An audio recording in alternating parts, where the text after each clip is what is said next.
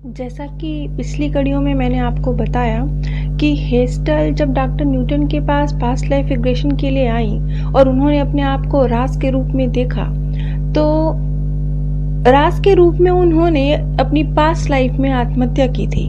और जब वो आत्महत्या के बाद आत्मालोक में पहुंची और अपने मार्गदर्शक से उन्होंने मुलाकात करी, तब उनकी मुलाकात किस तरह की रही। जैसा कि हम अपने जीवन में भी अपने परिस्थितियों के लिए, अपने जीवन में जो कुछ भी हम करते हैं उसके लिए परिस्थितियों को, समाज को, लोगों को, इन सबको जिम्मेवार बताते हैं। अपनी गलती को हम नहीं मानते।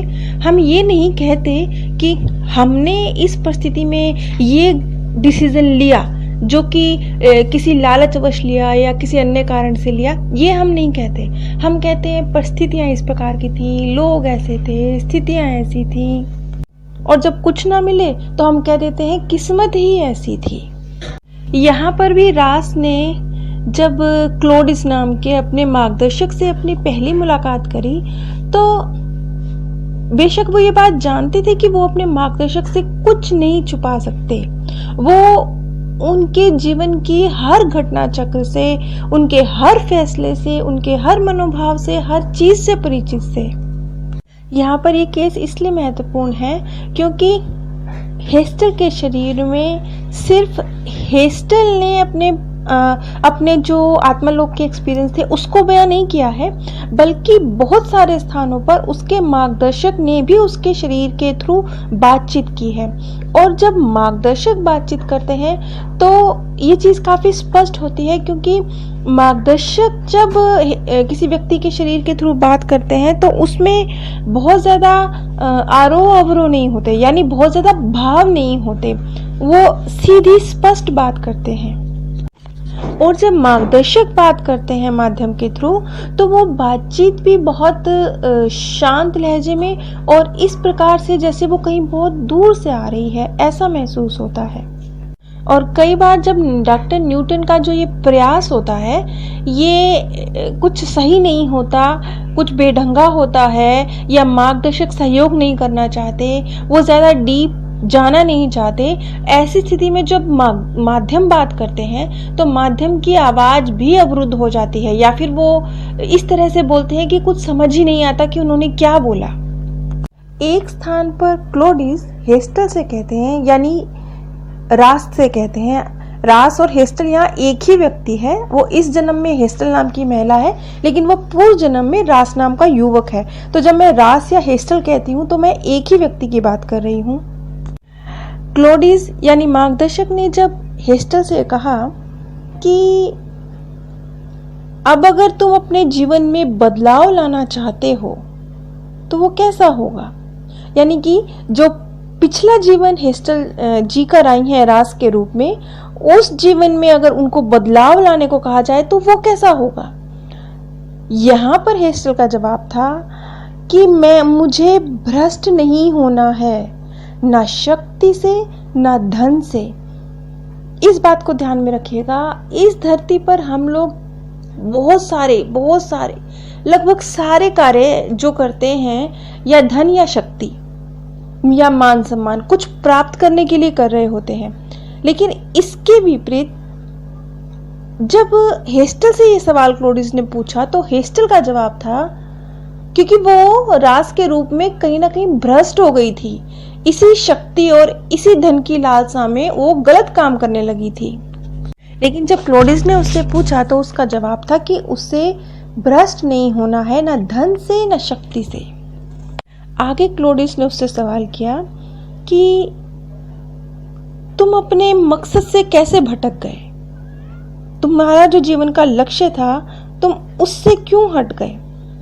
इस पर माध्यम का जवाब था कि मैं चाहती थी कि मुझे मान सम्मान मिले, मैं ऊंचा बनना चाहती थी, लोग मेरी प्रशंसा करें, मेरी शक्ति के लिए मुझे सराहें, मैं ये चाहती थी, इसलिए मैं अपने लक्ष्य से भटक गई। क्लोडिस आगे उससे कहते हैं कि खासकर स्त्रियों के मामले में तुम उनके ऊपर यौन रूप से बहुत अधिक आधिपत्य जमाते थे, बिना किसी संबंधों के, यानी बिना विवाह किए भी वो महिलाओं को एक तरह से यौन रूप से उत्पीड़न करता था, उनका यूज करता था, उनको अपने फायदे के लिए इस्तेमाल करता था। इस पर हेस्टर चुप थी। उसने जवाब दिया कि आप सही हैं, मुझे कोई भी स्पष्टीकरण देने की आवश्यकता नहीं है क्योंकि आप सब कुछ जानते हैं। क्लोडिस आगे हेस्टर से कहते हैं, जो कि रास के रूप में है, कि तुम्हारी शुरुआत ऐसे नहीं हुई थी। हमने तुम्हारे माता पिता का चुनाव बहुत सावधानी पूर्वक किया था, क्योंकि रास के जो माता पिता थे वो एक गरीब किसान थे, और रास ने अपने बचपन में देखा था कि एक सच्चे ईमानदार व्यक्ति होने के बावजूद एक गरीब किसान होने की वजह से उनको किस तरह से समाज में दिक्कतें आती थी, किस तरीके से बड़े लोग उनका यूज कर जाते थे, वो सारी परिस्थितियां रास ने बचपन में देखी थी। इसलिए एक्चुअल में रास के इस जीवन का मकसद ही ये था कि वो दबे कुचले लोगों की सहायता करे। वो इसी लक्ष्य को लेकर आया था, उसकी आत्मा की उन्नति इसी में छुपी हुई थी। यहाँ मैं आपको एग्जैक्टली रास के शब्द बताना चाहूंगी। रास ने अपने मार्गदर्शक से जो एग्जैक्ट शब्द कहे वो थे, जी हाँ, मैं जानता हूं कि वे मुझे आदर्शवादी बनाना चाहते थे ताकि मैं छोटे लोगों की सहायता कर सकूं। मैं खुद भी ऐसा ही चाहता था, मगर बात नहीं बन सकी। तुमने देखा मेरे साथ क्या हुआ? मैं एक वकील के रूप में कर्ज में डूब गया था। मैं और ज्यादा गरीबी में जीवन नहीं बिता सकता था, ऐसे लोगों की सहायता करते हुए जो कि मेरी फीस भी नहीं दे सकते। जब रास ने वकील के रूप में काम शुरू किया था, तब रास को ये लगता था कि मैं सारी व्यवस्था को सुधार दूंगा, मैं गरीब लोगों की मदद करूंगा।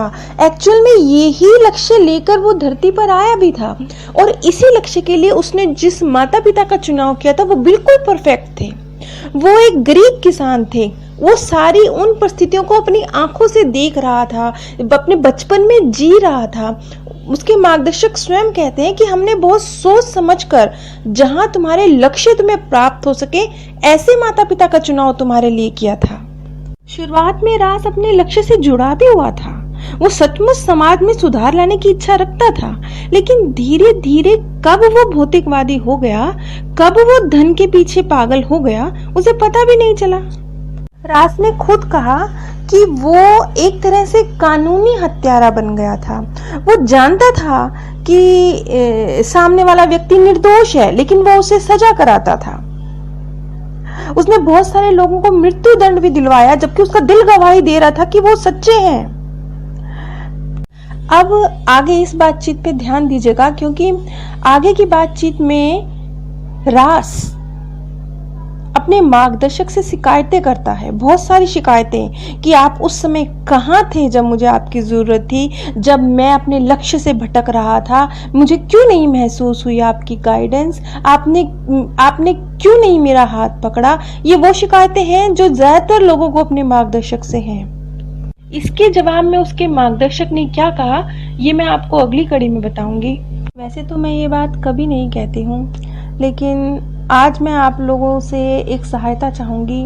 मैं चाहूँगी कि आप लोग व्हाट्सएप ग्रुप्स में, फेसबुक पर इस चैनल को ज़रूर शेयर कीजिए, क्योंकि जैसा कि इस चैनल की रफ्तार है, मैं हैरान होती हूँ कि 4-5 साल की मेहनत के बाद भी इसे पसंद करने वाले दर्शकों की संख्या बहुत कम है। ये शायद इसलिए है कि शायद ये ज्ञान ही बहुत उच्च स्तर का है और अधिकतर लोगों को ये समझ ही नहीं आता है, ये भी एक रीज़न हो सकता है।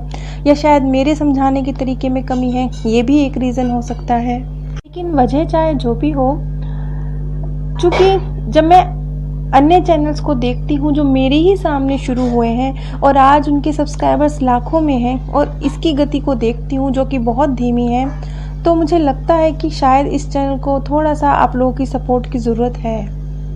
इसलिए जो बात मैं कभी नहीं कहती वो मैं आज कह रही हूँ कि प्लीज़ इस चैनल को सब्सक्राइब करें, लाइक करें, शेयर करें। इस चैनल को सच में आप लोगों की सहायता की ज़रूरत है।